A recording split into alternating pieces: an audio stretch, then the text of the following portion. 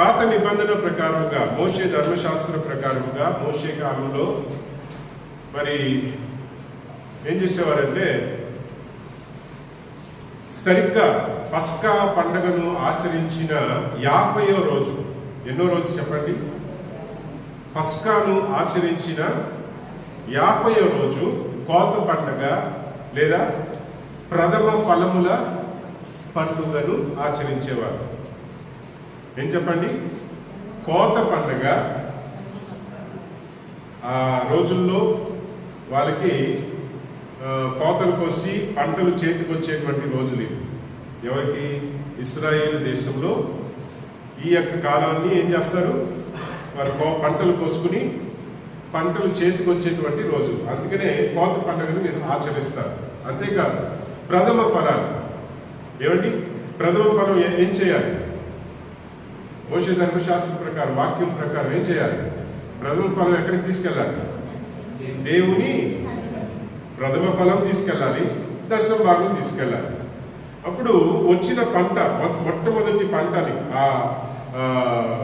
ఇప్పుడు కూడా ఇక్కడ నాకు ఎక్కువగా రైతులతో అంతగా సహవాసం అంటే ఎక్కువగా మనకి అలవాటు సహవాసం లేదు కనుక ఇక్కడ ఎలా చేస్తారో నాకు తెలియదు.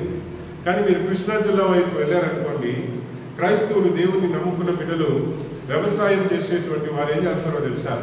కోత కోసిన తర్వాత ఏమండి వారు తూచేటువంటి ఆ ధాన్యం ఉంటుంది, ధాన్యం తూస్తారు. ఏం చెప్పండి? అక్కడ భాషలో కాట వేస్తారు. ఇక్కడేమంటారు తెలియదు. కాట వేయటం అంటే బస్తాలు తూకం వేసి ఒక్కొక్క బస్తా 75 కేజీలు 76 కేజీలు ఒడ్లు నింపుతారు. ఆ తూచినటువంటి అంటే కాట వేసినటువంటి మొట్టమొదటి బస్తాన్ని ప్రథమ ఫలంగా పక్కన పెట్టేస్తారు. ఏం చేస్తారు? మొట్టమొదటి బస్తాని ప్రథమ ఫలంగా పక్కన పెట్టేస్తారు. తర్వాత వారికి వచ్చిన పంట అంతటిలో దశమ భాగాన్ని పక్కన పెడతారు. అవి తీసుకెళ్లి దేవుని మందిరానికి అప్పచెప్పేస్తారన్నమాట. దేవునికి స్తోత్రం. ప్రథమ ఫలము, దశమ భాగం. ఆ రోజుల్లో ఇశ్రాయేలు ప్రజలకి పస్కా పండుగ అయిన ఖచ్చితంగా 50వ రోజు వారికి కోత పండుగ అన్నమాట, ప్రథమ ఫలముల పండుగ.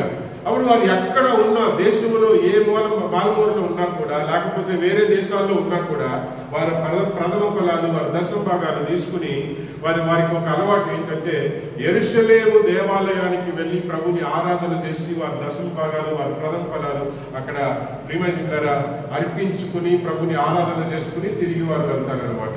మోషే ద్వారా దేవుడు ఇచ్చిన ఆజ్ఞ, ఎక్కడ పడితే అక్కడ ఆరాధించడానికి వీలు లేదు. మీరేం చేయాలి? ఏ పండుగ వచ్చినా, కోత పండుగ వచ్చినా, ప్రథమ ఫలాల పండుగ వచ్చినా, పస్కా పండుగ వచ్చినా, ఏమిటి పాప పరిహార బలులు అర్పించాలన్నా, ఏం చేయాలన్నా, ఈ విశేషమైన పండుగ రోజులు వచ్చినప్పుడు వారు ఎక్కడ ఉన్నా, ప్రపంచంలో ఏ మారుమూలలో ఉన్నా, ఏ దేశంలో ఉన్నా, ఏ రాష్ట్రంలో ఉన్నా వారు యెరూషలేముకి రావాల్సిందే. అది మోషే ద్వారా దేవుడు ఇచ్చిన ఆజ్ఞ. వారి యొక్క కానుకలను, వారి యొక్క ప్రథమ ఫలాన్ని, వారి యొక్క దశమ భాగాలను తీసుకువెళ్ళి అక్కడ దేవుని సన్నిధిలో అర్పించి దేవుని ఆరాధించి, ఒకవేళ పాప పరిహార బలులు అయితే వారి పాపముల నిమిత్తం వారు బలులు అర్పించుకుని ప్రభు దగ్గర క్షమాపణ పొందుకుని వారు తిరిగి వెళ్లాల్సిందే. ఇది యూదుల అలవాటే కాదు, దేవుని ఆజ్ఞ. ఇప్పుడు కొత్త నిబంధన సంఘానికి ఎలా వర్తిస్తుంది, మనకి ఎలా వర్తిస్తుంది? మోషే ధర్మశాస్త్రం ప్రకారం, యూదుల సాంప్రదాయ ప్రకారం పస్కా పండుగ ఆచరించేవారు. పస్కా పండుగ నుండి సరిగ్గా 50వ రోజు కోత పండుగ ఆచరించేవారు. ఇప్పుడు మనకెలా వర్తిస్తుంది? క్రైస్తవులు, మనం యూదులు కాము. మనం ఎవరు అండి? క్రైస్తవులు, క్రీస్తుని కలిగిన వారు. హల్లెలూయా. యేసే ప్రభు అని నమ్మిన వారు. దేవునికి స్తోత్రం.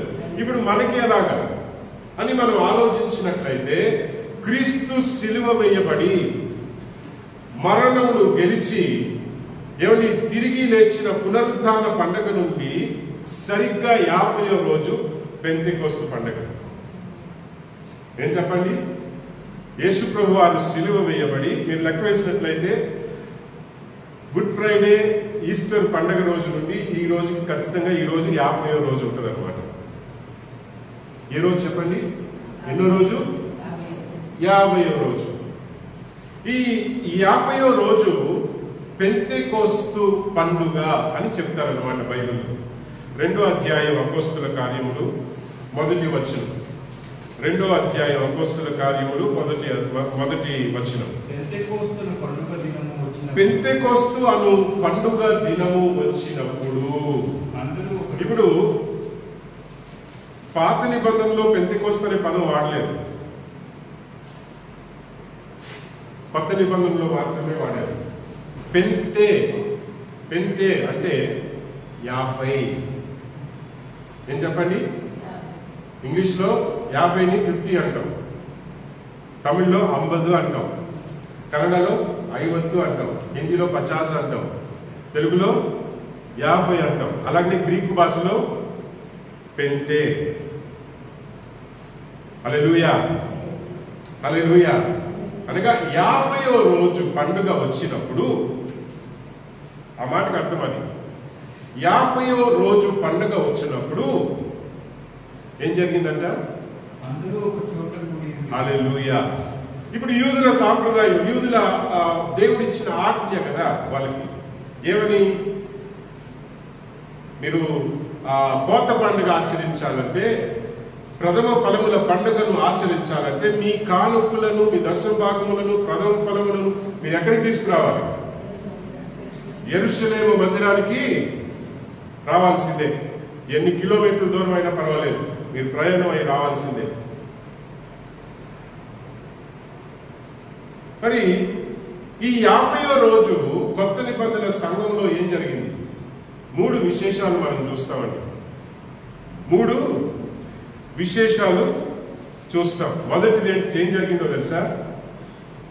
శిష్యులపై పరిశుద్ధాత్మ కుమ్మరించబడ్డాడు. మొదటిది ఏం చెప్పండి? శిష్యులపై మొట్టమొదటిసారిగా భేదము లేకుండా వీరు ప్రవక్తల, వీరు రాజా, లేకపోతే వీరు ఎన్నిక చేయబడిన వారా? పాత నిబంధనలో ఎవరి మీద దేవుని ఆత్మ రావాలంటే ఎవరు పడితే వారి మీద వచ్చేది కాదు, దేవుడు పంపేవాడు కాదు. దేవుడు ఏం చేసేవాడు? ఎన్నుకునేవాడు. దావీదని, లేకపోతే ఏమండి సమయోలని, యెరెమియా అని, ఎలియా అని ఎన్నుకుని వీరిని ప్రవక్తలుగా ఎంచుకుని వీరికి దేవుని ఆత్మను అనుగ్రహించేవారు. వీరేం చేసేవారంటే దైవ ఆత్మ చేత ప్రేరేపించబడి నడిపించేవారు జనాలు. మోషే గాని, ప్రవక్తలు, యాజకులు, తర్వాత రాజులు, వీరందరూ కూడా దేవుని ఆత్మ చేత నింపబడేవారు. కానీ అందరికీ ఈ వరం అనేది లేదు. కానీ పెంతెకోస్తు దినంలో ఏం జరిగిందంటే, యేసయ్యను నమ్మి, యేసే ప్రభు అని, యేసే దేవుని కుమారుడని, దేవుని కుమారుడు నా కోసం, నా పాపముల నిమిత్తం ఆయన ఏమిటి తన రక్తమును కాచి తన ప్రాణమును అర్పించి 3వ దినమున మరణమును గెలిచి తిరిగి లేచాడని నమ్మిన ప్రతి ఒక్కరిపై తన ఆత్మ వర్షమును కురిపించాడు. పాప క్షమాపణ నిమిత్తం బాప్తిజం పొందినటువంటి ప్రతి ఒక్కరిపై దేవుని ఆత్మ కురిపించబడింది. ఆ రోజే పరిశుద్ధాత్మ వరము ప్రతి ఒక్కరిపై. అక్కడ ఆ పై గదిలో ఎవరెవరు ఉన్నారు చెప్పండి? ప్రవక్తలు ఎవరైనా ఉన్నారా? ప్రవక్తలు ఉన్నారా? శిష్యులే. ఇంకొక విషయం, మీరు బైబిల్ స్టడీ అటెండ్ అవుతున్నారా? ఎంతమంది అటెండ్ అవుతున్నారో నాకు తెలియదు, గమనించట్లేదు నేను ఈ మధ్య. బైబిల్ స్టడీ అపోస్తుల కార్యములు మనం చూసినప్పుడు విశ్వాసులు అనే పదం లేదు అక్కడ. మీరెవరు? మనం ఎవరు? శిష్యులు. నేను విశ్వాసి అని చెప్పకండి, నేను యేసయ్యకు శిష్యురాల్ని, శిష్యుడను అని చెప్పుకోవాలి. శిష్యులు అనేటువంటి పదాన్ని తీసేశారు, విశ్వాసి అనే పదాన్ని తీసుకొచ్చేశారు. మరి ఎలా మారిపోయిందో ఏమండి? సరే పక్కన పెడతాం. శిష్యులు. ఈ శిష్యులు ఎవరెవరు ఉన్నారు? 120 మంది ఉన్నారు. వీరందరూ ఎవరు? వారి వృత్తి ఏంటి?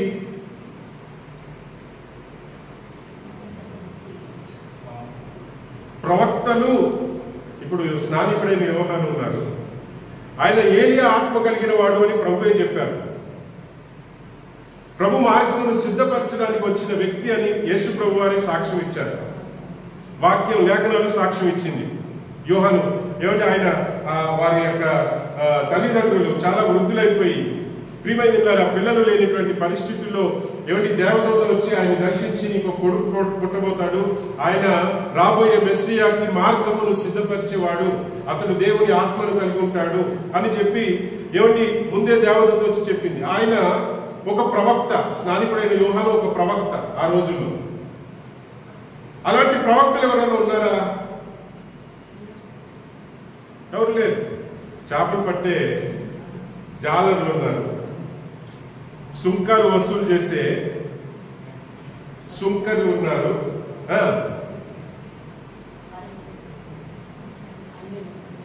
కదా.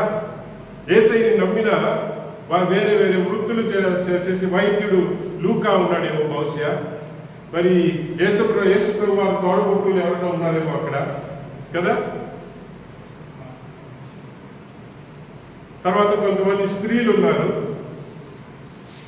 వ్యభిచారంలో పట్టబడిన మరియ మగ్దలేను, తర్వాత యేసుప్రభు వారి తల్లి మరియమ్మ, మరి మార్త, ఇంకా అనేక స్త్రీలు, లాజరు.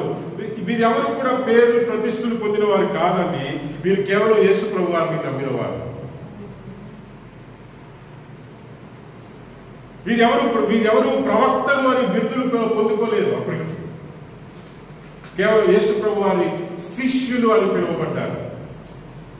వీరు ప్రభు చెప్పిన మాట ప్రకారం ఆ పై గదిలో వారు ప్రార్థన చేస్తున్నారట. ప్రభు చెప్పిన మాట ప్రకారం 50వ రోజు, పెంతెకోస్తు పండుగ రోజు మొట్టమొదటిసారిగా చరిత్రలో ఎన్నడూ జరగనది జరిగింది. యేసు ప్రభు పుట్టడం ఎంత ఆశీర్వాదమో, పెంతెకోస్తు దినము కూడా పరిశుద్ధాత్మ ఈ భూమిపై ప్రతి ఒక్కరిపై, యవనస్తులేమి, వృద్ధులేమి, పెద్దవారేమి, చిన్నవారేమి, ప్రతి ఒక్కరిపై భేదము లేకుండా పరిశుద్ధాత్మ దేవుడు కురిపించబడము కూడా అంతే ప్రాముఖ్యం. అందుకనే చెప్తున్నాను, పెంతెకోస్తు పండుగ మనం చేసుకోవాలి చర్చలో. దేవునికి స్తోత్రం. ఈ సంవత్సరం అయిపోయింది, కానీ వచ్చే సంవత్సరం దయచేసి అది గుర్తు చేసుకుని మనం జ్ఞాపకం చేసుకోవడం. ఎందుకంటే ఇలాంటి పవిత్రమైన కార్యము మనం జ్ఞాపకం, ఏదో బిర్యానీ చేసుకుని తినడానికి కాదండి, విశేషమైన రోజు ఇది. జ్ఞాపకం చేసుకోవడం మనకు ఆశీర్వాదకరం. దేవునికి స్తోత్రం. ఏం జరిగింది? మొట్టమొదటిసారి ఏమిటి? పరిశుద్ధ ఆత్మ దేవుడు ఏ భేదము లేకుండా ప్రతి ఒక్కరిపై కురిపించబడ్డాడు. మొదటిది. రెండో కార్యం ఏం జరిగింది? అదే రోజు పరిశుద్ధాత్మ దేవుడు కురిపించబడిన రోజే సంఘము ప్రారంభించబడింది. ముందెన్నడూ లేదు సంఘం. యేసు ప్రభు వారు 3.5 సంవత్సరాలు సేవ చేశారు, 33.5 సంవత్సరాలు భూమి మీద ఉన్నారు. అప్పుడు ప్రారంభం అవ్వలేదు సంఘం. కానీ పరిశుద్ధాత్మ దేవుడు కురిపించబడిన ఆ రోజే ఏం మొదలైంది? సంఘము మొదలైంది. మూడో కార్యం ఏం జరిగిందంటే, ఇందాక మనం అనుకున్నాం, ప్రథమ ఫలముల పండుగ. యూదుల ప్రకారంగా ప్రథమ ఫలం అంటే ఏంటి?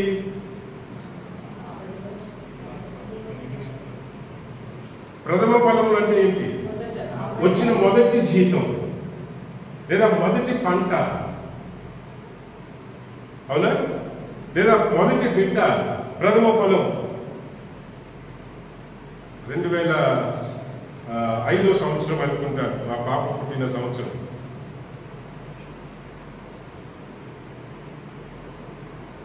సాధు కిసాన్ సింగ్ గారి చెల్లెలు, సాధు సుందర్ సింగ్ గారి మేనకోడలు. సాధు సుందర్ సింగ్ విన్నారా? వారి యొక్క మేనకోడల్ని కానుకల మీటింగ్కి ప్రభు కృపను బట్టి తీసుకొచ్చాం. ఆమెని నేను ఆహ్వానించాను. ఇప్పుడు ప్రభు సన్నిధిలో నుంచి వెళ్ళిపోయాను. ఆమె ఉండుంటే తిరుపతి కూడా తీసుకురావాలని ఒక ఆశ ఉండేది నాకు. ఇప్పుడు ప్రభు సన్నిధిలో చేరుకున్నాను.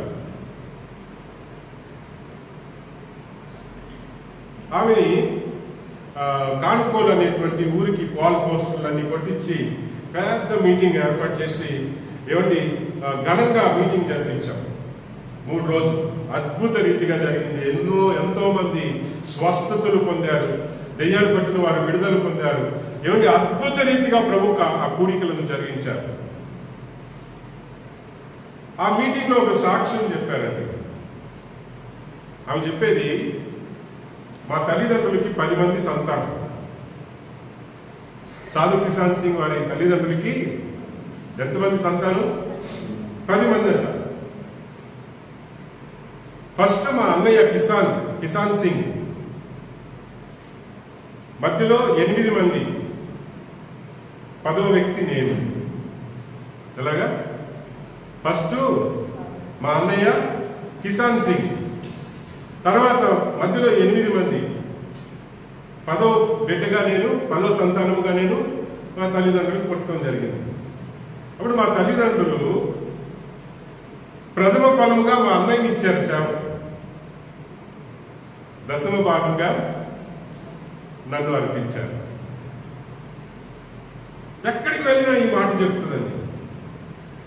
ప్రథమ ఫలం అంటే మనం కేవలం డబ్బు అనుకుంటాం, లేదా పంట అనుకుంటాం.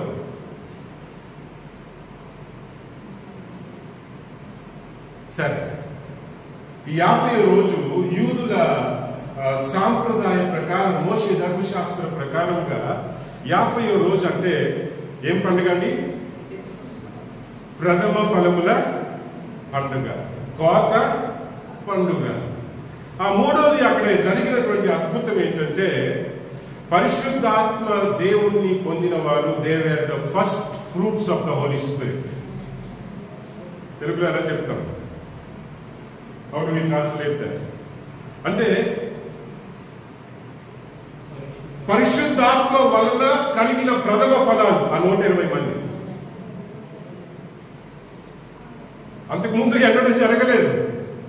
ఈ 120 మంది పైగదిలో ఉన్నవారు, వారు ప్రథమ ఫలాలు. ఈ ప్రథమ ఫలాల ద్వారా సంఘము ప్రారంభమైంది. ఈ 3 అద్భుతాలు జరిగాయండి. ఏమేమి జరిగింది?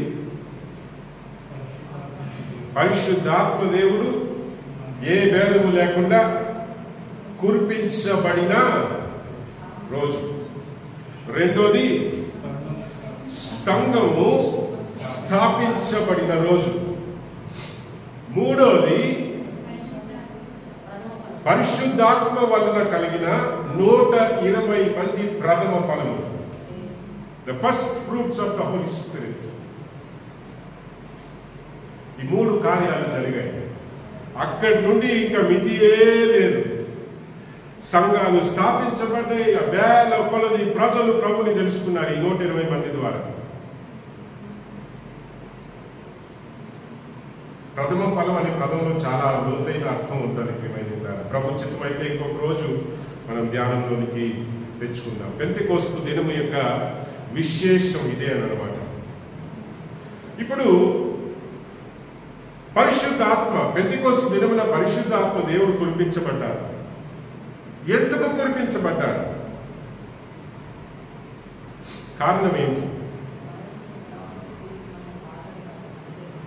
ఎందుకు కురిపించబడ్డారు? కారణం ఏంటి? ఏ స్థితిలో దేవుని ఆత్మను మనం ఏమండి ఆ 120 మంది పొందుకున్నారు, తర్వాత మనం ఎలా పొందుకోగలుగుతాం? ఎందుకంటే ఈ విషయాలు మనం తెలుసుకోవడం చాలా చాలా కొన్ని రోజులుగా పరిశుద్ధాత్మను గురించి ధ్యానిస్తూనే వస్తున్నాం కదండి. కొన్ని రోజులుగా పరిశుద్ధాత్మను గురించి ధ్యానిస్తూనే ఉన్నాం. కానీ కొన్ని ముఖ్యమైన విషయాలు ఈరోజు ఒకవేళ మళ్ళా రిపీట్ అయినా కూడా పర్వాలేదు, ఎందుకంటే ఇది ముఖ్యమైన విషయాలు. యోవేలు గ్రంథం, బైబిల్ తెరవండి చూద్దాం. యోవేలు గ్రంథం 2వ అధ్యాయం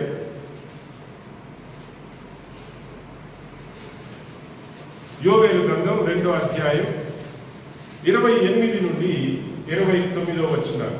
29 వచనాలు. తరువాత నేను సర్వ జనుల మీద నేను నా ఆత్మను కుమ్మరింతును. మీ కుమారులను మీ కుమార్తెలను ప్రవచనములు చెప్పెదరు. మీ ముసలివారు కలలు కందురు. మీ యవనులు దర్శనములు చూతురు. ఆ దినములలో పనివారి మీదను పనికర్తెల మీదను ఇంతకు ముందు ఎన్నడూ వినలేదు కదా ఈ మాట. ఎవరి మీద ఆత్మ వచ్చేది? ప్రవక్తల మీద లేదా రాజుల మీద. కానీ ఇక్కడ ఏమంటున్నాడు? ప్రతి ఒక్కరు, ఏ భేదం లేదు. చిన్నవాళ్ళేమి, పెద్దవాళ్ళేమి, ముసలి వాళ్ళేమి, చిన్న బిడ్డలేమి, పనివారేమి, పనికర్తలేమి, ప్రతి ఒక్కరిపై నా ఆత్మను నేను కురిపిస్తాను. ఈ యోవేలు గ్రంథం మనం ధ్యానించినప్పుడు ప్రియమైనలారా, చాలా విశేషమైన గ్రంథం ఇది. విశేషంగా ఈ 2వ అధ్యాయం మనం ధ్యానించినప్పుడు మొదటి కొన్ని వచనాలు మనం చూసినట్లయితే, ఉపవాసమును పిలవనంపండి. ఏం చెప్తాడు? ఉపవాసమును అనౌన్స్ ఫాస్టింగ్ ప్రేయర్ అంటాడు.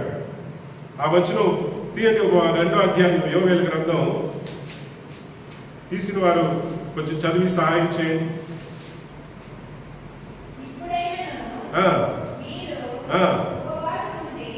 ఇప్పుడైనను మీరు ఉపవాసం ఉండి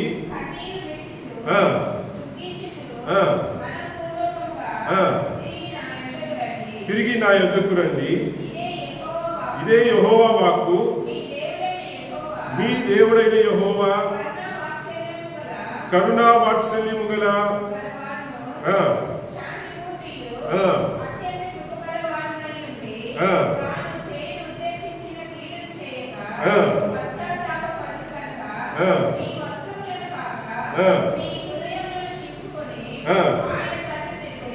ఏం చెప్పండి? మీ వస్త్రములను కాక. వాళ్ళకు ఒక అలవాటు. ఎవరికి? యూదులకి. ఏదన్నా ఒక కష్టం వచ్చిందంటే ముందు వాళ్ళ బట్టలు చింపేసుకుంటారు, గోనె పట్ట కట్టుకుంటారు, బూడిద పూసేసుకుంటారు, దేవుని సన్నిధికి వెళ్తారు. హృదయం నొచ్చుకుంటుందో లేదో కానీ, పశ్చాత్తాపం వస్తుందో లేదో కానీ, పైన వస్త్రాలు మాత్రం చింపుకొని బూడిద పూసేసుకుని దేవుని సన్నిధికి పరిగెత్తుకెళ్ళేవారు. అప్పుడు ప్రభు అంటున్నాడు, మీ వస్త్రాలు చింపుకుని ప్రయోజనం లేదు నాయనా. ఈ పై వేషం అంతా వద్దు నాకు. ఈ బూడిదలు పూసుకోవటాలు, ఈ మేము బట్టలు చింపుకోవటాలు. ఏమండి, కొంతమంది ఉపవాసం అందరికీ తెలిసేలాగా చేస్తారా? నేను ఉపవాసం అవుతాను. ఏమని ఎలాగా సోలిపోయిన ముఖం. ఏంటమ్మా ఇలా ఉన్నా? ఉపవాసం ఉంటున్నాను. ఉపవాసం ఎందుకు? దేవునికి అనుకూలముగా ఉండడానికి. దేవునికి అనుకూలమైన ఉపవాసం. దేవుడు ఎదురు చూసేటువంటి ఉపవాసం ఏంటంటే, ఏమండి, ఆచార ప్రకారముగా చేసేటువంటిది ఉపవాసం కాదు. సంఘం ప్రతి శుక్రవారం ఉపవాస ప్రార్థన, శుక్రవారం ఉపవాస ప్రార్థన కనుక ఉపవాసం ఉంటారు. దేనికోసం ఉంటున్నాం? ఎందుకు ఉంటున్నాం? నీ ఉపవాసం దేవునికి అనుకూలంగా ఉన్నదా, లేదా ఆచార ప్రకారంగా బట్టలు చింపుకుని బూడిద పూసుకుని వాళ్ళు అలా చేసినట్లుగా మనం కూడా ఏమని కేవలం తిండి మానేసి ప్రియమైనలారా ఆ రోజు గడుపుతూ ఉంటున్నామా? ఎందుకు? మీ వస్త్రములు కాక మీ హృదయములను ఆయన తట్టు తిరుగుడి. ఈ పై వచనాలంతా కూడా మారు మనసు గురించి వ్రాస్తాడు. మీ మనస్సుని మార్చుకోండి, దేవుని తట్టు తిరగండి, దేవుని తట్టు తిరగండి, మీ పాపములను ఒప్పుకొనండి. ఉపవాసంతో ఏమండి కన్నీరు కారుస్తూ పశ్చాత్తాపంతో నా వైపు తిరగండి. అప్పుడు నేను మీ పాపములను క్షమిస్తాను. అప్పుడు మీ దేశమును నేను స్వస్థపరుస్తాను. అని ఈ పై వచనాలన్నీ చెప్పుకుంటూ 28వ వచనానికి వస్తాడు. ఇప్పుడు 28వ వచనం మరోసారి చదవండి. ఏంటండి ఆ మాట ఎందుకు రాశారో తెలుసా? అక్కడ తర్వాత అంటే ఏంటి? ఏంటండి? ఎందుకు ప్రతి మాటకి ఒక అర్థం ఉంటుంది అక్కడ రాసిన దానికి కారణం కదా. ఏం రాశాడు అక్కడ? తర్వాత. ఆ మాటకు అర్థం ఏంటి? ఇవన్నీ మీరు చేసిన తర్వాత నేను. ఎంత అద్భుతంగా రాశాడండి. ఇప్పుడు కొత్త నిబంధనలు ప్రభు పేతురు ఏమంటున్నాడు? పోయిన వారం ముందు వారం విన్నాం. ఏం చెప్పాడు? మీ పాపములు క్షమించబడు నిమిత్తం మీరు మారు మనస్సు పొంది మీ మనస్సులను మార్చుకుని, పై వేషం కాదయ్యా, మీ మనస్సులను మార్చుకుని మీ పాపములు క్షమించబడు నిమిత్తం బాప్తిజం తీసుకోనండి. అప్పుడు ఆ మాట ఉందా అక్కడ? అప్పుడు ఎప్పుడు? అప్పుడు పరిశుద్ధాత్మ అను ఉచిత వరం భేదము లేకుండా. ఇక్కడ పలుకుబడులు పనిచేయవు, డబ్బులు పనిచేయవు. ఒకడు అనుకున్నాడు డబ్బులు ఇచ్చేస్తే పరిశుద్ధాత్మ వరం కొనేసుకుందామని, శాపగ్రస్తుడిగా మారిపోయాడు. గారడి సీమోన్. ఈ వరం నాకు నీకు ఎంత డబ్బులు కావాలంటే నేను ఇచ్చేస్తాను. అపోస్తుల కార్యములు 9వ అధ్యాయంలో ఉంటుంది ఆ కథ. 8వ అధ్యాయంలో అనుకుంటారు. నీకు ఎంత డబ్బులు కావాలంటే అంత ఇచ్చేస్తాను, ఈ వరం నాకు ఇవ్వు. డబ్బుల వల్ల కొనుక్కునే వస్తువు కాదండి పరిశుద్ధాత్మ. పలుకుబడితో వచ్చేది అంతకంటే కాదు. దేవుడు ఎదురు చూసేటువంటి మారు మనస్సు ఎవరిలోనైతే కలుగుతుందో వారి మీద వాళ్ళు అడగకుండానే పరిశుద్ధాత్మ దేవుడు కురిపించబడ్డాడు. దేవుడు ఎదురు చూసేటువంటి మారు మనస్సు మన దృష్టికి మనం అనుకున్నట్లు కాదు. దేవుడు ఎదురు చూసేటువంటి మారు మనస్సు ఎవరిలోనైతే కనిపిస్తుందో వారు ఖచ్చితంగా పరిశుద్ధాత్మను వారు పొందుకుంటారు. కొర్నేలి ఒక అన్యుడండి. ఇన్ఫాక్ట్ కొర్నేలి ఇంటికి వెళ్ళడానికి కూడా ఏమండి అసహించుకున్నాడు పేతురు. భయపడ్డాడు. అదే అన్యుడు కదా వీడు, అన్యుడి ఇంటికి నేను ఎలా వెళ్తాను? అప్పుడు ప్రభు ముందుగానే ఆయన్ని సరిచేసి ఆయనకి అర్థమయ్యేలాగా కళలో స్వప్నంలో కనిపించి మాట్లాడి ఆయన్ని రెడీ చేసిన తర్వాత కానీ ఆయన పంపించలేకపోయాడు దేవుడు. అవన్నీ చూపించలేదు అనుకోండి. ప్రభు కొర్నేలి ఇంటికి వెళ్ళవయ్యా అని ప్రభు చెప్పుకుంటే, లేదా ఆ కొర్నేలి పంపిన పని వాళ్ళు వచ్చి నాయన మా యజమానుడు మిమ్మల్ని పిలుస్తున్నాడు, శతాధిపతి అయిన కొర్నేలి మిమ్మల్ని భోజనానికి పిలుస్తున్నాడు, మా ఇంటికి రండి, మా యజమాని ఇంటికి రండి అని పిలిస్తే వెళ్ళేవాడైనా? నేను యూదుడిని, అన్యులైన మీ ఇంటికి నేనెందుకు వస్తాను కదా.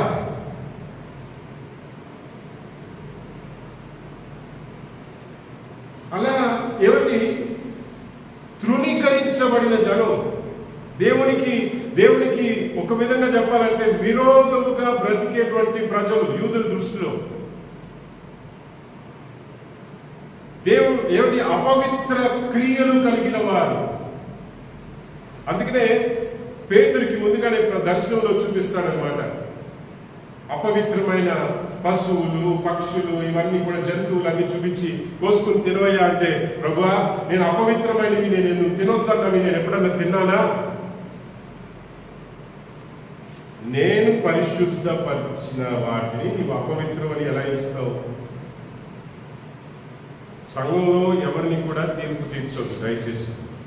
ఎందుకంటే వారు మారు మనసు పొందుంటే యేసయ్య చేత వారు పరిశుద్ధపరచబడిన వారి అంతటి వారైనా, వారు వ్యభిచారంలో ఉండొచ్చు, పాత జీవితంలో దొంగలు కావచ్చు, తక్కువ కులస్తులు కావచ్చు, ఎక్కువ కులస్తులు కావచ్చు, ఎవరైనా కావచ్చు, నరహంతకుడు కావచ్చు, ఎవరైనా కావచ్చు. ఒక్కసారి దేవుని సన్నిధికి వారు వచ్చి రావడం మొదలుపెట్టిన తర్వాత దయచేసి ఎవరి గతం గురించి ఎవరు మాట్లాడకూడదు. ఎందుకు చెప్పండి? యేసయ్యే క్షమించి పరిశుద్ధపరుస్తుంటే వారి గతం గురించి మాట్లాడడానికి నువ్వు ఎవరివి అని దేవుడు మనల్ని ప్రశ్నిస్తాడు. నిజమేనా? అందుకనే ప్రభు ఏమన్నాడు? తీర్పు తీర్చుకొని. ఎందుకు తీర్చకూడదు తీర్పు? ఒకవేళ ఇంతకు ముందు వాడు నరాంతకుడు అయి ఉండొచ్చు, ఒకవేళ ఇంతకు ముందు వాడు పాపాత్ముడు అయి ఉండొచ్చు, కానీ యేసయ్య రక్తం చిందించబడింది వారి కోసం. వారు ప్రభు దగ్గరికి వచ్చారు. కనుక యేసయ్య రక్తంలో వారు కడగబడుతున్నారు. ప్రభువా క్షమించు అని మనం అడిగితే మనల్ని క్షమించే దేవుడు, మనల్ని కడిగే దేవుడు, మనల్ని పరిశుద్ధపరిచే దేవుడు. నన్ను పరిశుద్ధపరిచే దేవుడు పక్కన ఉన్న వ్యక్తిని పరిశుద్ధపరచడా? నేను స్పెషల్నా? ఏమండి? అందుకనే ప్రభు ఏమన్నారు? అవతల నలుసు చూసే ముందు నీ కంట్లో ఉన్న దూలాన్ని చూసుకో ఫస్ట్. తీర్పు తీర్చే స్వభావం. దూలం అంటే ఏంటి? తీర్పు తీర్చే బుద్ధి. అది ఉంది చూసావా? అది దూలం అన్నమాట.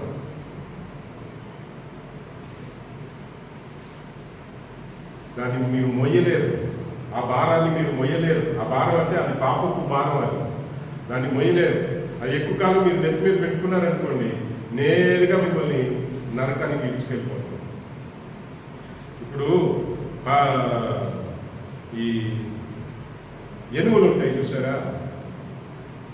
మీరు విలేజ్కి వెళ్తే ఆ ఎనుములు మెడకి ఒక బరువైన ఎందుకు?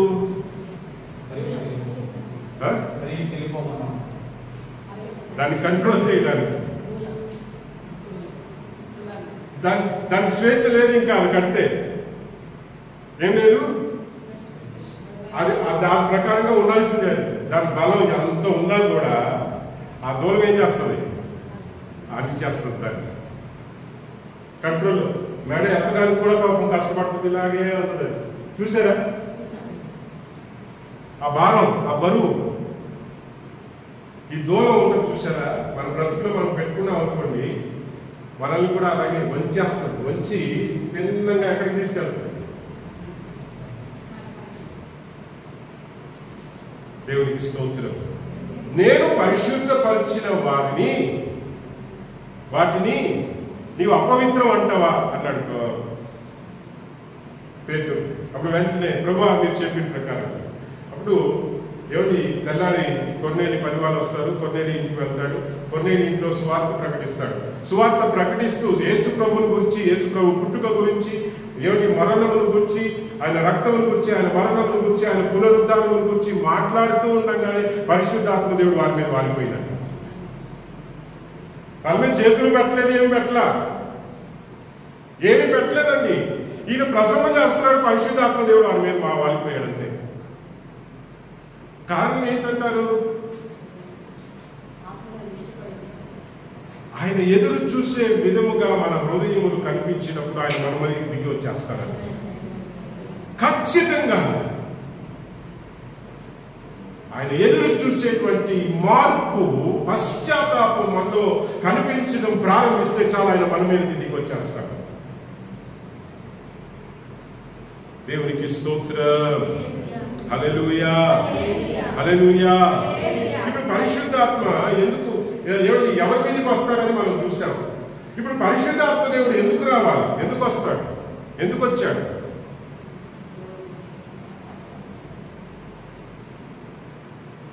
రెండు విషయాలు. ఒకటి మనల్ని పరిశుద్ధపరచడానికి, రెండోది మన ద్వారా అనగా సంఘము ద్వారా. సంఘం అంటే బిల్డింగ్ కాదు. ఇప్పుడు చాలా మంది చర్చ్ అనగానే బిల్డింగ్ చూస్తారు. చర్చ్ అంటే బిల్డింగ్ లో ఉండేవాడు మన దేవుడు కాదు. రాళ్ళతో దావీదు అంటాడు, ప్రభువా మీకోసం ఒక మందిరం కట్టాలి, ఆకాశం నా సింహాసనం అయినా, భూమి నా పాదపీఠం, నా కోసం నువ్వేం కట్టగలుగుతావు? నువ్వు ఉండే భూమి అంతటిలో ఒక మూల, ఒక చుక్క అంత స్థలంలో నువ్వు ఉన్నావు. నువ్వు ఇదే ప్రపంచం. కప్పలో నువ్వు దేవుని నూతిలో ఉన్న కప్ప నువ్వే ప్రపంచం అనుకున్నట్టు. అమ్మో నువ్వే, ఇంకా నూతి కన్నా ప్రపంచం లేదు అనుకున్నాడు. ఇప్పుడు దావీదు కూడా బహుశా అలాగే అనుకుని ఉంటాడు, దేవునికి ఒక పెద్ద మందిరం కడతాను, తర్వాత నాకు ఒక రాజభవనం, ముందు దేవుని ఆలయం. ఇప్పుడు దేవుడు అన్నాడు, నాయనా నువ్వు ఉండే ఊరే కాదు నాయనా, ఈ ప్రపంచం అంతా నా పాదాలు పీఠంగా ఉంది, నా పాదాలకు సరిపోతుంది అంతే, నాకేం మందిరం కడతాను? రాళ్ళతో కట్టిన బిల్డింగ్ లో నివాసం చేసే దేవుడా మన దేవుడు? నీ శరీరమే దేవుని ఆలయం, నీవు దేవుని ఆలయం అయి ఉన్నావని నీవు ఎరుగవా? దేవుని ఆలయమును పాడు చేసేవారు దేవుడు వారిని పాడు చేస్తాడు. నీ శరీరమే దేవుని ఆలయం. దేవుడు మనలో నివాసం చేయడానికి పరిశుద్ధాత్మ ఎందుకు వచ్చాడయ్యా? మనలో నివాసం. ఏమిటి? మనం ఎప్పుడైతే యేసయ్య రక్తంలో కడగబడతామో వెంటనే ఆయన మనలోనికి వచ్చేస్తాడు, వెంటనే మనలోనికి వచ్చేస్తాడు. పరిశుద్ధపరచబడిన మరుక్షణం, యేసయ్య రక్తంలో కడగబడిన మరుక్షణం ఆయన మనలోనికి వచ్చేస్తాడు. ఎందుకు వస్తాడు?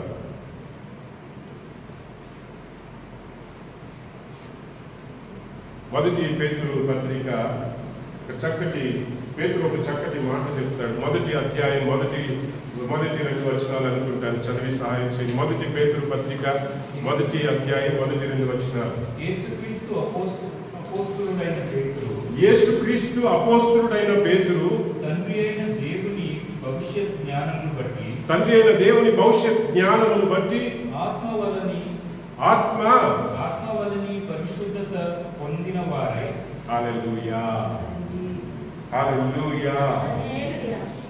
ఎలాగా?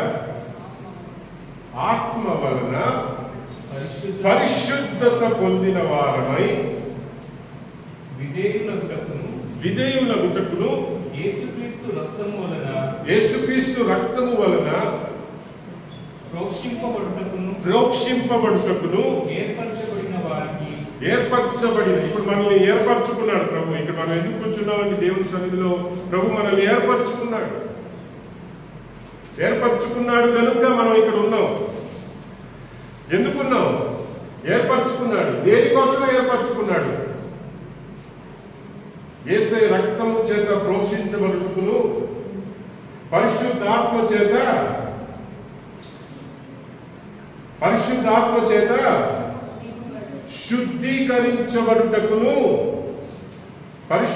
చేత శుద్ధీకరించబడుటకును తండ్రి అయిన దేవునికి పరిశుద్ధాత్మ వలన విధేయులగుటకును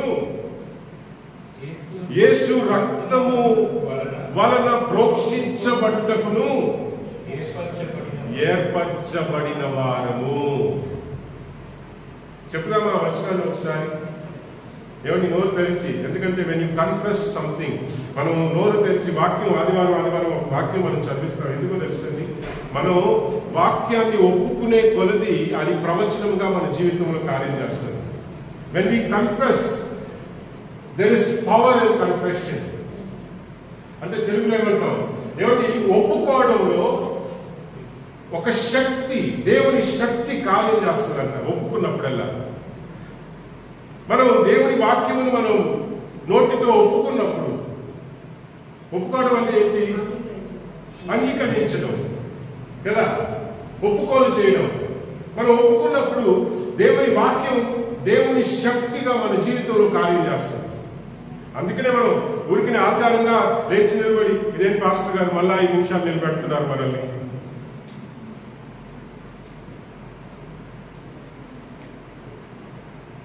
షాపింగ్ మాల్కి వెళ్తే, డీమార్ట్కి వెళ్తారు కదా, ఎప్పుడైనా ఆదివారం వెళ్ళారా? చేతులు ఎత్తండి ఒకసారి. వెళ్ళిన వాళ్ళు వెళ్ళారా? లైన్ ఉంటుందా? ఎక్కడ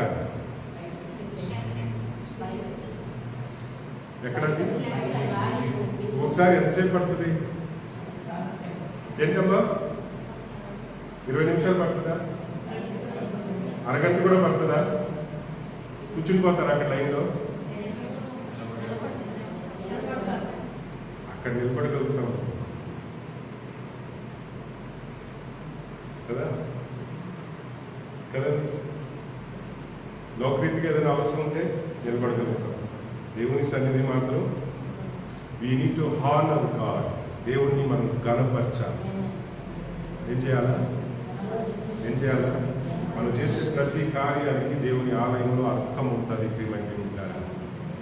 we need to honour God. దేవుణ్ణి గణపరచాలి.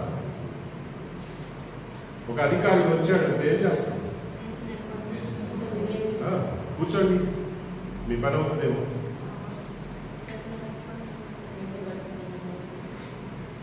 ఆటోమేటిక్గా ఎవరు చెప్పక్కర్లా, చేతులు వచ్చేస్తుంది ఆటోమేటిక్. ఎలాగా? ఆటోమేటిక్గా కూర్చున్న మనం ఆటోమేటిక్గా ఎవరు చెప్పక్కర్లా, కాళ్ళు మనం లేపేస్తుంది అనమాట. ఎందుకు? అక్కడ ఉన్న భయం. అమ్మో, దీనికి మనం మర్యాద ఇవ్వకపోతే మన పని జరుగుతుంది. చూసారండి?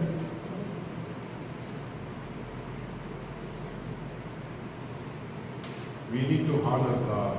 దేవుణ్ణి గణపరచాలా. పాతకాలంలో ఆరాధన చేసినప్పుడు సాష్టాంగం పడేవాళ్ళు. తెలుసా మీకు?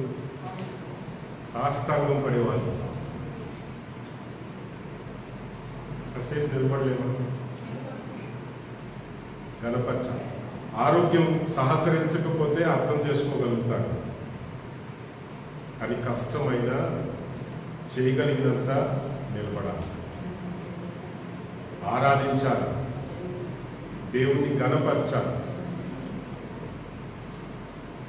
దేవునికి స్తోత్రం. హల్లెలూయా, హల్లెలూయా. ఏమిటి ప్రియమైన? మరి ఇక్కడ వాక్యం ఎందుకు యేసయ్య పరిశుద్ధాత్మను ఎందుకు ఇచ్చాడంటే మనల్ని శుద్ధీకరించడానికి. అందుకనే ఆత్మ ఫలములు యవనస్తులు మీ కుడికలో ఇప్పుడు ఏం చేస్తారు? ప్రతి శుక్రవారం ఒక్కొక్క ఆత్మ ఫలముల గురించి ధ్యానిస్తున్నారు. దయచేసి యవనస్తులు మీరు అశ్రద్ధ చేయొద్దు. ప్రతి శుక్రవారం ఆన్లైన్ యూత్ మీటింగ్ జరుగుతున్నప్పుడు ఏమంటే మీ ఇంట్లో మీ పిల్లల్ని ఎంకరేజ్ చేయండి జాయిన్ అవ్వడానికి. ఏమేమో చూస్తారు ఫోన్లో. హల్లెలూయా. ఇప్పుడు ఏం చేస్తున్నారు? ఆత్మ ఫలములు. ఇప్పుడు పరిశుద్ధ ఆత్మలో ఉన్న గుణ లక్షణాలవి. ఇప్పుడు పరిశుద్ధాత్మ దేవుడు ఎందుకు వచ్చాడు? మన శరీర గుణ లక్షణాలు, మన సొంత ఆలోచనలు, తలంపులు, క్రియలు, ప్రవర్తనలు ఏమని మన గుణ లక్షణాలని బయటికి తోసేసి ఆత్మలో ఉన్న గుణ లక్షణాలు మనలో నిర్మించడానికి వచ్చాడు. అందుకనే పేతురు అంటాడు, మనల్ని శుద్ధీకరించున్నట్లు పరిశుద్ధాత్మ దేవుడు వచ్చాడంట.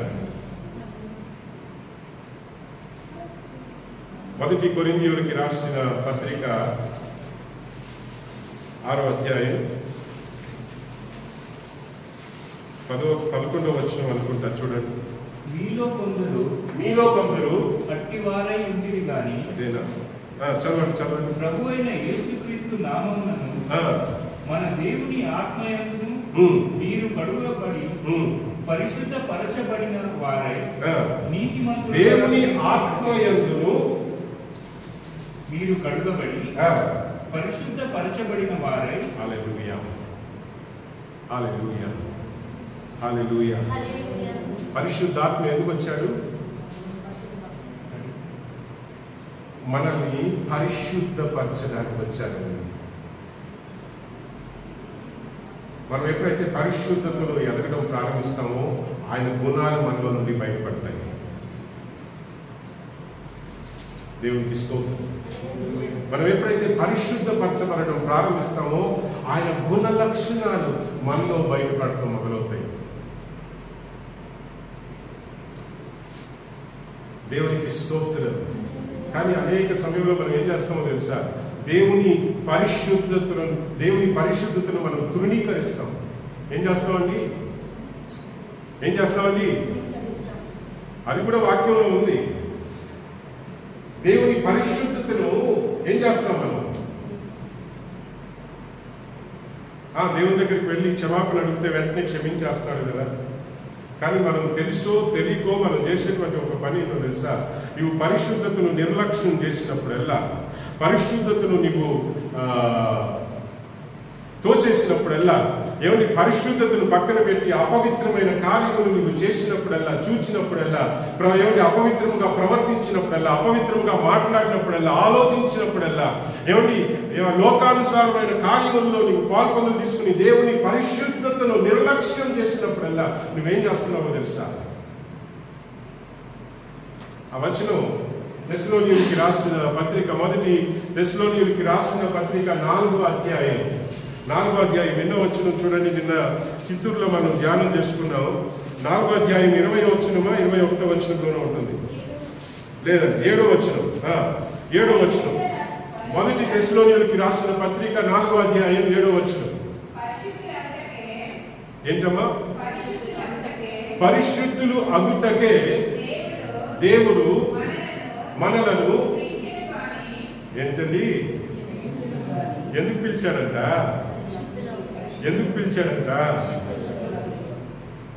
పరిశుద్ధులు అగుటకే మనల్ని ప్రభు పిలిచాడంట. మన పిలిపే అందుకోసం. ఇప్పుడు మనం ఇక్కడ కూర్చున్నామంటే మనల్ని పరిశుద్ధపరచడానికి కోసమే మనల్ని పిలిచాడు. అందుకనే ఇక్కడ కూర్చున్నాం. ఎందుకయ్యా దేవుని సన్నిధికి వెళ్తున్నాం?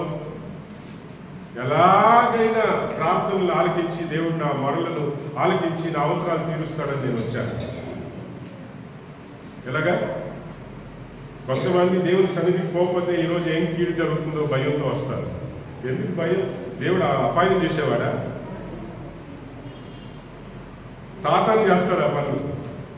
ఆయన దగ్గరకు పోకపోతే ఆయన్ని ఎవరి నిన్ను నాశనం చేయడానికి. దేవుని బిడ్డలకి ఎందుకో తెలుసు, ఎందుకు శ్రమలో తెలుసండి?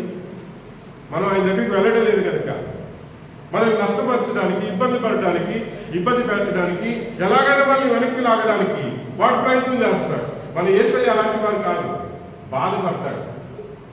నువ్వు ఆయనకు దూరం అయినప్పుడల్లా నీ నిమిత్తము ఆయన కన్నీరు కారుస్తాడు, బాధపడతాడు, కానీ నిన్ను ఇబ్బంది పెట్టే రకం కాదు. కానీ నువ్వు ఎంచుకున్న మార్గమే నిన్ను నాశనంలోకి తీసుకువెళ్తాడు.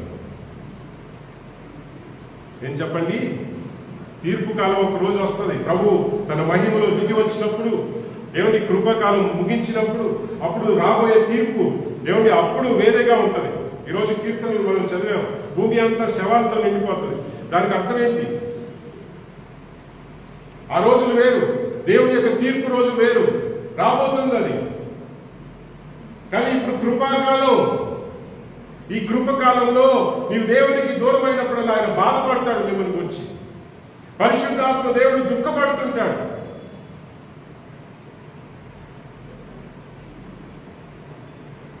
నీవు పరిశుద్ధపరచబడుటకు పిలువబడితివి. మనం పరిశుద్ధపరచబడడానికి పిలువబడ్డాము. ఒకసారి నోరు తెరిచి చెప్తామా? నేను పరిశుద్ధపరచబడుటకు పిలువబడ్డాను, యేసయ్య చేత పిలువబడ్డాను. దేవునికి స్తోత్రం. హల్లెలూయా. నేను ఏ కారణాలున్నా పక్కన పెట్టండి. నీవు పరిశుద్ధపరచబడటం ప్రారంభించినప్పుడు మిగతావి నిన్ను వెతుక్కుంటూ వస్తాయి. అర్థమవుతుందంటారా? నీవు ఎప్పుడైతే పరిశుద్ధపరచబడటం ప్రారంభిస్తావో మిగతావి నిన్ను వెతుక్కుంటూ వస్తాయి. నీవేమైతే ఆశపడుతున్నావో అవన్నీ కూడా దేవునికి అనుకూలముగా ఉన్నట్లయితే, దేవునికి అనుకూలమైన ఆశీర్వాదాలన్నీ నీవు పరిశుద్ధపరచబడుతూ ఉన్నప్పుడు అవి మిమ్మల్ని వెతుక్కుంటూ వస్తాయి. నీవు అడగాల్సిన పని లేదు. ఎందుకంటే ప్రభు చెప్పారు, మన ప్రభు చెప్పారు. ఏం చెప్పారు? నీకు అక్కరగా ఉన్నవేమో నాకు తెలుసునైనా నువ్వు నాకు చెప్పాల్సిన పని లేదు. నువ్వు ముందు నా నీతిని, నా రాజ్యాన్ని వెళ్ళు. నీకేం కావాలో నాకు తెలుసు. నువ్వు చెప్తేనే నేను తెలుసుకునే స్థితిలో లేను. దానికి అర్థం అదే అనుకుంటాను నేను, కదా? అవునంటారా కాదంటారా? కానీ ప్రార్థన చేయండి, వద్దని నేను చెప్పట్లేదు. ప్రార్థన చేయండి. నా నీతిని, నా రాజ్యాన్ని వెతకండి. పరిశుద్ధపరచబడుటకు పిలువబడ్డాం. ఆ వచనాన్ని ఇంకా కిందకి చదవండి. తెస్సలోనియులకి రాసిన పత్రిక, పరిశుద్ధపరచబడుటకు పిలువబడ్డాం, అపవిత్రులుగా ఉండుటకు పిలువలేదు. ఏ బట్టి? కాబట్టి ఉపేక్షించడం అంటే ఏంటి? ఉపేక్షించడం అంటే ఏంటి? తిరస్కరించేవాడు. తిరస్కరించడం అంటే వద్దు అనుకునేవాడు, ఇది నాకు వద్దు దోషించేవాడు. ఉపేక్షించేవాడు కాబట్టి ఉపేక్షించువాడు అంటే, కాబట్టి అనే పదం ఎందుకు రాశాడు అక్కడ?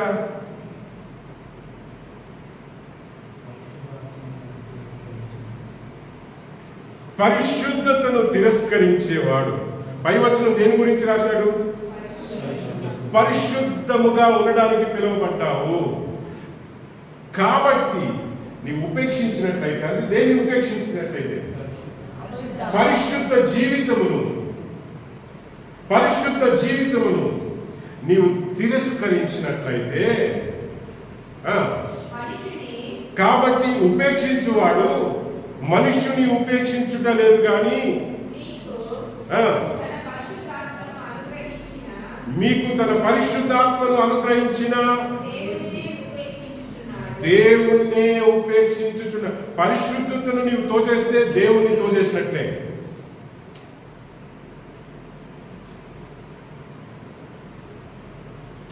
పరిశుద్ధతను నిర్లక్ష్యం చేసిన పరిశుద్ధతను, పరిశుద్ధ జీవితమును నీవు తృణీకరించిన, తోచేసుకున్నా, ఉపేక్షించుకున్నా మనుషుల్ని కాదు, పరిశుద్ధాత్మ ఎందుకు వచ్చాడు? నేను పరిశుద్ధపరచడానికి వచ్చాడు.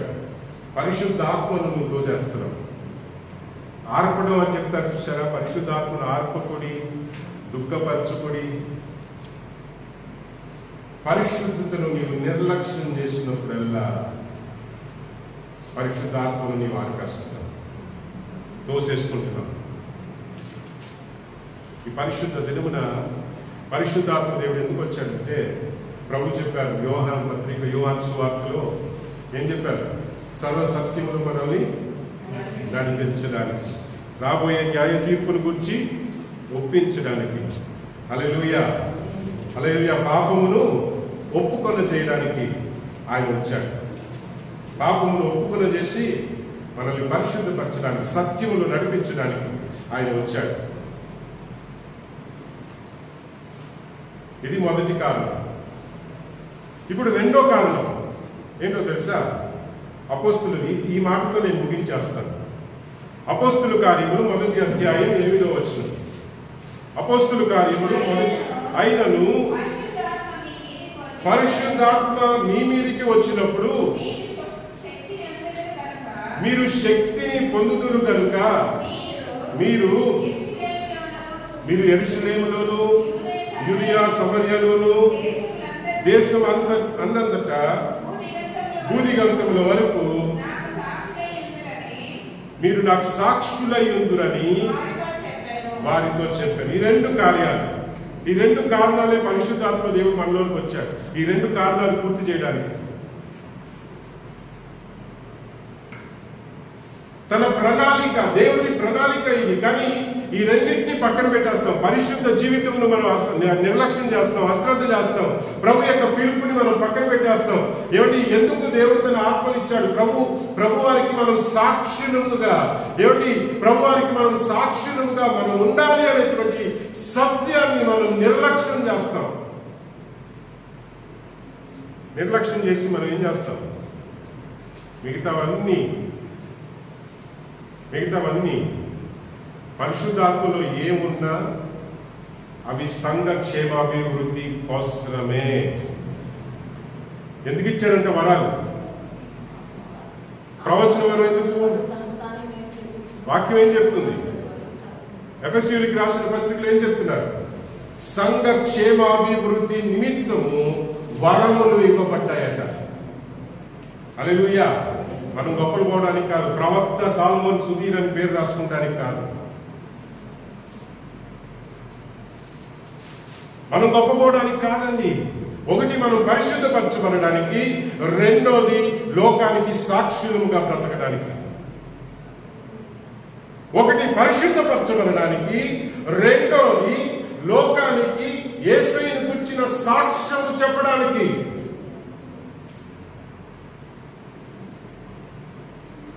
ఈ రెండు విషయాలు మర్చిపోయి మిగతావి ఏం చేసినా కూడా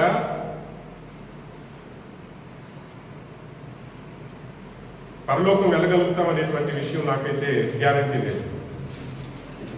పాస్టర్ గారు ఏంటి ఇలా చెప్పేశారు, పరిశుద్ధత లేనిదే దేవుని చూడలేము, దర్శించుకోలేము. ఉందా వాక్యం? ఇందాక పేదల పత్రికలో చదివారు, అక్కడే రాసుంటుంది, కిందికి చదివితే అదే లైన్లో పరిశుద్ధత లేనిదే దేవుణ్ణి దర్శించుకోలేము. అలాగనే ప్రభు మనల్ని విశ్వాసులుగా ఉండడానికి పిలవలేదు, శిష్యులుగా ఉండడానికి పిలిచాడు. శిష్యులు ఏం చేస్తారయ్యా? ప్రభుని వెంబడిస్తారు. శిష్యులు ఏం చేస్తారయ్యా? ప్రభు కొరకు బ్రతుకుతారు. శిష్యులు ఏం చేస్తారయ్యా? ప్రభు చేసింది చేస్తారు.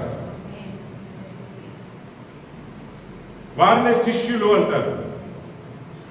బైబిల్లో కొత్తగా నమ్మిన వారిని కూడా విశ్వాసులను పిలవలేదండి. బైబిల్లో కొత్తగా నమ్మిన వారిని కూడా శిష్యులు అని పిలిచింది. మన బైబిల్ స్టడీ ఎన్నో అధ్యాయం? 14వ అధ్యాయం 21వ వచనమా? అపోస్తుల కార్యం తీయండి, ఆ వచనం చదవండి, ముగించేద్దాం ఈరోజు. ఆ వచనంతో నేను ముగించేస్తాను, సమయం చాలా అయిపోయింది. వారు ఆ పట్టణంలో సువార్తను ప్రకటించి అనేకులను శిష్యులుగా చేసిన తరువాత ఏంటండి? సువార్త ప్రకటించారు, నమ్మిన వారిని ఏం చేశారు? శిష్యులుగా చేశారు. ఓకే, ఇంకా ముందుకు వెళ్దాం. తర్వాత లుస్త్రకును ఇకోనియమునకును అంతియోకియా పిసిడియాకును తిరుగా వచ్చి శిష్యుల మనస్సులను దృఢపరచి. హల్లెలూయా! ఎవరి మనస్సులు? కొత్తగా నమ్మిన వాళ్ళు వీళ్ళందరూ. వారిని ఎవరు పిలిచారు? మనం ఏంటి విశ్వాసం అంటాం? పదం మారిపోయింది కనుక ఈ రోజుల్లో సాక్షులుగా ఎవరు బతకట్లేదు.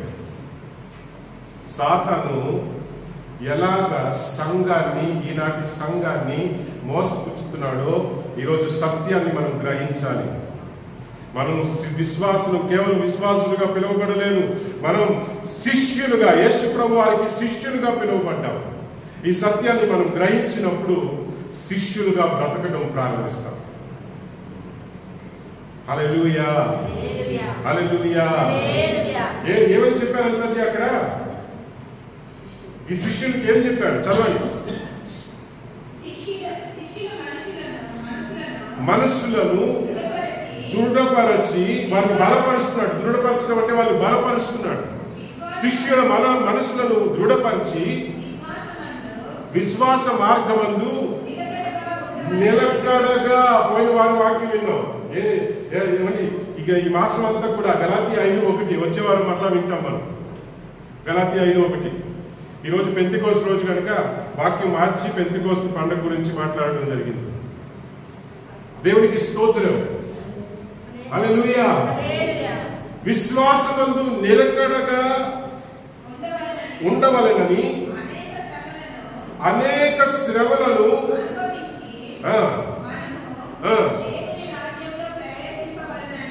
హల్లెలూయా! విశ్వాసంలో నిలకడగా ఉండండి అయ్యా. 1, అనేక శ్రమలు అనుభవించి పరలోకం చేరుకోవాలి. ఎలాగా? ఇప్పుడు శ్రమలు ఎందుకు? శ్రమలు ఎందుకు? ఇందాక చెప్పాను చూసారా? సాతాను అనేవాడు ఉన్నాడు, మీకు ఇష్టం ఉన్నా లేకపోయినా. ఇది నిజం, మనం నమ్మాల్సిందే. యేసయ్య ఎలాగైతే ఉన్నాడని నమ్ముతున్నామో సాతాను కూడా ఉన్నాడు. యేసయ్యకి ఎప్పుడైతే మనం దగ్గర అవుతామో సాతాను ఏం చేస్తాడో మనల్ని లాగడానికి, మన జీవితంలో మన అనేక రకాలుగా నానా విధములుగా మనల్ని శ్రమలు పాలు చేస్తాడు. అప్పుడు మనం ఏం చేయాలి? శ్రమలు వచ్చినప్పుడు, పరిశుద్ధతలో ఎదుగుతూ ఉన్నప్పుడు శ్రమలు కూడా వస్తాయి. నిలువెచ్చని జీవితంలో ఉన్న వారికి ఏముండదు. చాలా మంది అరే వాళ్ళు ఇష్టానుసారంగా నడుచుకుంటున్నారు, వాక్యానికి వాళ్ళకి సంబంధమే లేదు, వాళ్ళకి ఏ కష్టం లేదే, వాళ్ళు అన్ని విషయాల్లో బాగున్నారే. ఎందుకు బాగుంటారు? యేసయ్యని నమ్మారనే పేరే కానీ సాతానుతో చేతులు కలిపిన వాళ్ళు. ఇష్టం ఉన్నా ఈరోజు నా మాట కఠినంగా ఉండొచ్చు ప్రియమైన ద్వారా ఏమని సాతాను తన పక్కన ఉన్న వారిని ఇబ్బంది పెట్టడు, దేవుని పక్షంలో ఉన్న వారిని ఇబ్బంది పెడతాడు.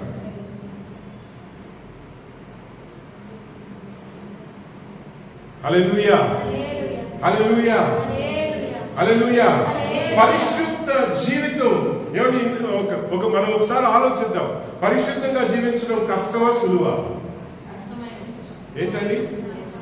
ఎందుకు? మరేం తప్పు చేయట్లేదు కదా, పరిశుద్ధంగానే కదా బ్రతకాలనుకుంటున్నాము. ఎందుకు కష్టం?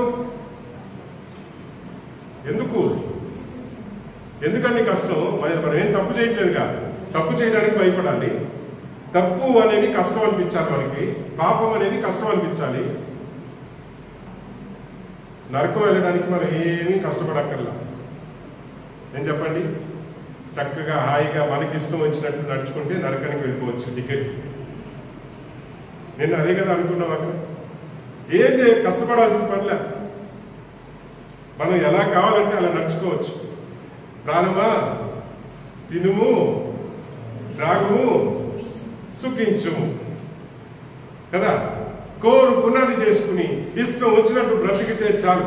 ఇక్కడ సంతోషంగా ఉంటాం, రేపు నరకానికి వెళ్ళి మండేటువంటి అగ్నిలో పడిపోవచ్చు. అక్కడికి వెళ్ళడానికి మనం ఏం పెద్ద కష్టం కాదు, ఫ్రీగా హ్యాపీగా ఇక్కడ సంతోషంగా ఉంటూ అక్కడ నరకానికి వెళ్ళిపోవచ్చు. కానీ పరలోకం వెళ్ళాలంటే పరిశుద్ధ జీవితానికి ఆటంకాలు ఎన్నో ఉంటాయి. మన గురి పరలోకం అయితే ఆ పరలోకం చేరడానికి ఎన్ని శ్రమలైనని మనం అనుభవిస్తాం. ఏం చెప్పండి? మన గురి పరలోకం అయితే ఆ రోజుల్లో వాళ్ళు సువార్త చెప్పినా మనం పరలోకం వెళ్ళాలయ్యా అని చెప్పేవారు. ఇప్పుడు సువార్త ఏంటంటే ప్రభుని నమ్ముకోండి మీ రోగం పోతుంది, ప్రభుని నమ్ముకోండి మీ కష్టం పోతుంది. ఇదే సువార్త. అప్పుడు సువార్తకి ఇప్పుడు సువార్తకి తేడా చూడండి. అప్పుడు సువార్తకి ఇప్పుడు సువార్త ఎవరి మీద ప్రభు దగ్గరికి నడిపించాలంటే వాళ్ళకి పాలిష్ కొట్టాల్సి వస్తుంది. నిజం చెప్తే వాళ్ళు అంగీకరించరు. అయ్యా యేసయ్యని నమ్ముకోలేదని నరకానికి పోతామంటే ఎవడు రాడు. వస్తారా? ఎవడు రాడు. యేసయ్యని నమ్ముకో, నీకు పెళ్లి జరుగుతుంది, యేసయ్యని నమ్ముకో, నీకు అది జరుగుతుంది, ఇది జరుగుతుంది, నీకు డబ్బులు కలిసి వస్తుంది. అది ఎక్కడ లేదే వాక్యం.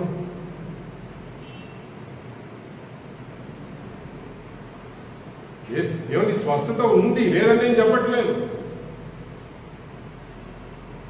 కృప ఉంది లేదని నేను చెప్పట్లేదు. కానీ వాటి కోసం యేసయ్యని నమ్మమని ఎక్కడ వాక్యంలో లేదు. యేసయ్యని ఎందుకు నమ్మాలి? పరలోక రాజ్యం. అదే మన గురి. ప్రభు చెప్పారు, నా ద్వారా తప్ప తండ్రి యొద్దకు చేరే మార్గం లేదు. నువ్వు పరలోకం రావాలంటే నన్ను నా ద్వారా నేనే ద్వారం. I'm the door. నా ద్వారానే నువ్వు ప్రవేశించగలుగుతావు. అందుకనే యేసయ్యని నమ్మాలి. ఆ పరలోకం చేరడానికి కోసం ఎన్ని శ్రమలు అనుభవించడానికైనా, పరిశుద్ధ జీవితం కోసం ఎన్ని శ్రమలు అనుభవించడానికైనా ఒక అబద్ధం చెప్పకూడదు. అబద్ధం చెప్తేనే మనం బయటపడతాం, లేదంటే ఇరుక్కుంటాం. పరిస్థితి వచ్చిందనుకోండి, ఏం జరుగుతుంది? అబద్ధం చెప్పి తప్పుకోవాలనుకుంటాం, కానీ నిజం చెప్పి కష్టపడాలని అనుకోము. అది మన స్వభావం అయిపోయింది. ఎందుకు చెప్పండి? పరిశుద్ధంగా జీవించాలి అనేది మనకు ముఖ్యం కాదు, లోకంలో సుఖంగా బ్రతకాలనేదే ముఖ్యం. ఇందాక నేను చెప్పాను, తినుము, త్రాగుము, సుఖించు. నీ ప్రాణాన్ని సుఖంగా కాపాడుకో. నేరుగా ఎక్కడికి? టికెట్ పరలోకం చేరాలి. మన గురి పరలోకం. పరిశుద్ధాత్మ ఎందుకు వచ్చాడు?